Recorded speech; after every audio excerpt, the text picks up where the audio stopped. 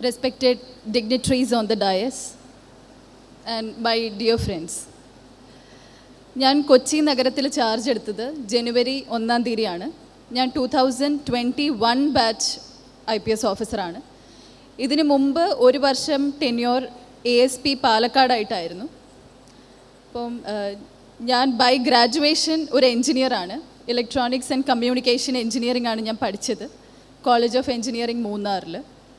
അപ്പം പഠിക്കുന്ന കാലം ഒക്കെയും സെൻറ്റ് തെരേസാസ് കോളേജുണ്ട്, കോൺവെൻറ്റ് ജംഗ്ഷൻ എന്ന് പറഞ്ഞൊരു സ്ഥലമുണ്ട്.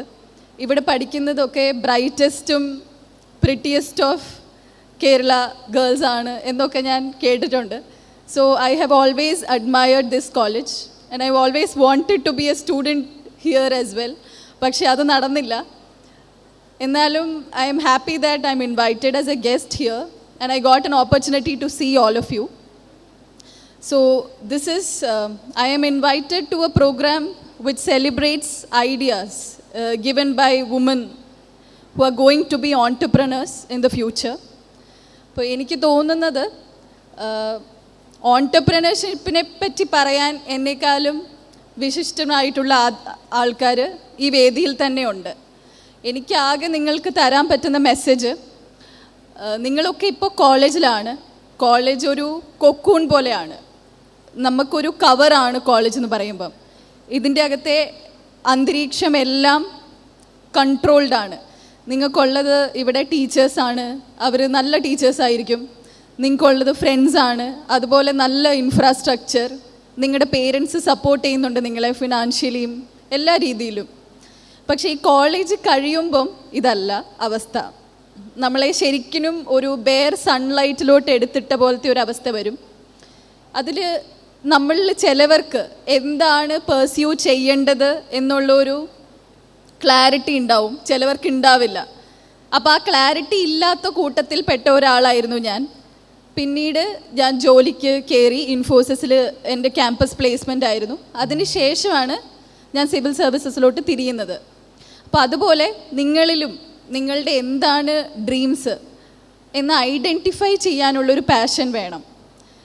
എൻ്റെ കാര്യത്തിൽ അതെനിക്ക് ഒരുപാട് സമയമെടുത്തു എന്താണെന്ന് മനസ്സിലാക്കാനായിട്ട്. പക്ഷെ എന്ത് സമയമെടുത്താലും നമ്മൾ ആ ജേണി വളരെ വേർത്താണ്. അപ്പം എനിക്ക് നിങ്ങൾ പെൺകുട്ടികൾ ആണ് ഇവിടെ മെജോറിറ്റി. അപ്പം അവരോട് എനിക്ക് പറയാനുള്ള ഒരു ഒറ്റ മെസ്സേജ്, നമുക്ക് വീട്ടിൽ നിന്ന് തരുന്ന ഫ്രീഡം ആരും നമുക്ക് പ്ലേറ്റിൽ കൊണ്ട് തരുന്നതല്ല. അച്ഛനും അമ്മയുമായിട്ട് കുറേയൊക്കെ നമ്മൾ ഫൈറ്റ് ചെയ്ത് തന്നെ നേടുന്നതാണ്.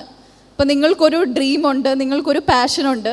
അത് പേഴ്സ്യൂ ചെയ്യണമെങ്കിൽ ഒറ്റക്കാലിൽ നിന്ന് എനിക്കിത് ചെയ്തേ പറ്റുള്ളൂ, ഞാൻ ഇത് ചെയ്യും, നിങ്ങൾ എന്ത് പറഞ്ഞാലും ഞാനിത് ചെയ്തിട്ടേ ഉള്ളൂ എന്ന് വിചാരിച്ച് നടന്നാൽ മാത്രമാണ് നമുക്ക് ആ ഡ്രീംസിലോട്ട് എത്താൻ പറ്റുള്ളൂ.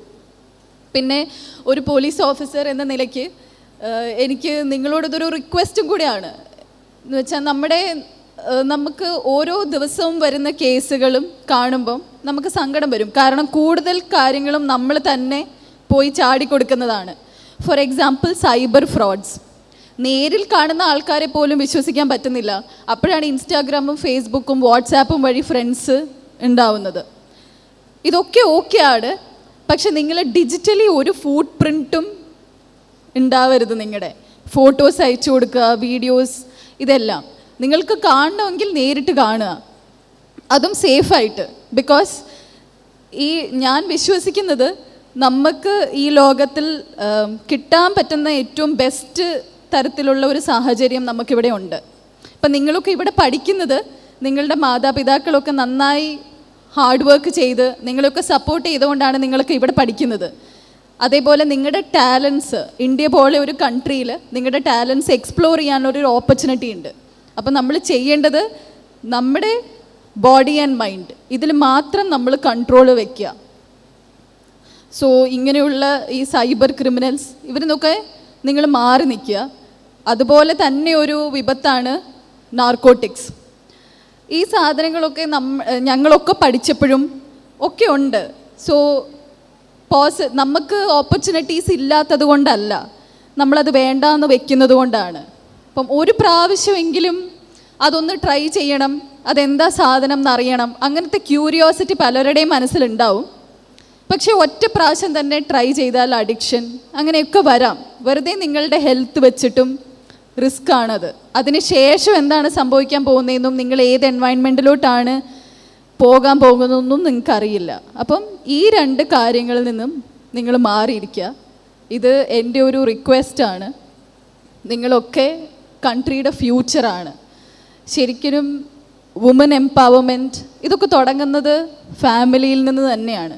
അപ്പം നമുക്ക് ചിലപ്പം എൻ്റെ ഫാമിലിയിൽ ഞാൻ ബ്ലെസ്ഡ് ആയിരുന്നു. എൻ്റെ പേരൻസ് ഒരിക്കലും ആൺകുട്ടിയാണോ പെൺകുട്ടിയാണോ എന്നുള്ള ഒരു വ്യത്യാസം വീട്ടിലേക്ക് വരുത്തിയിട്ടില്ല. കൂടുതലും എനിക്ക് തോന്നുന്നു ഫ്രീഡം എനിക്കായിരുന്നു തന്നത് എൻ്റെ ബ്രദേഴ്സിനേക്കാളും. അപ്പം വീട്ടിൽ അങ്ങനെ ഒരു സാഹചര്യം ഇല്ലാത്തവർ മനസ്സിൽ ആ ഒരു നിങ്ങൾ ഈക്വലാണ്, നിങ്ങൾക്ക് കിട്ടുന്ന ഓപ്പർച്യൂണിറ്റീസ് എല്ലാം എക്സെൽ ചെയ്യുക. ഇവിടെ ഇങ്ങനെ ഒരു കോളേജിൽ പഠിക്കുമ്പം ഓപ്പർച്യൂണിറ്റീസിന് ഒരു ക്ഷാമവും ഇല്ല. ആർട്സ് ആണെങ്കിലും സ്പോർട്സ് ആണെങ്കിലും ഇങ്ങനെയുള്ള പ്ലാറ്റ്ഫോംസ് ആണെങ്കിലും എവിടെ ആണെങ്കിലും നിങ്ങൾ ഫുൾ എഫേർട്ട് ഇട്ട് പാർട്ടിസിപ്പേറ്റ് ചെയ്യുക. ഓരോ കാര്യത്തിലും നിങ്ങൾ കാലെടുത്ത് വയ്ക്കുമ്പോൾ അത് നിങ്ങളുടെ കോൺഫിഡൻസ് ബിൽഡാവും. അത്രയൊക്കെ മതി. നമ്മൾ ശരിക്കും ഒരു ഡെഡിക്കേഷനും പിന്നെ ഒരു ആഗ്രഹവും മതി ഈ ലോകത്ത് നമുക്ക് സക്സസ്ഫുൾ ആവാൻ. So I wish every one all the best. Thank you.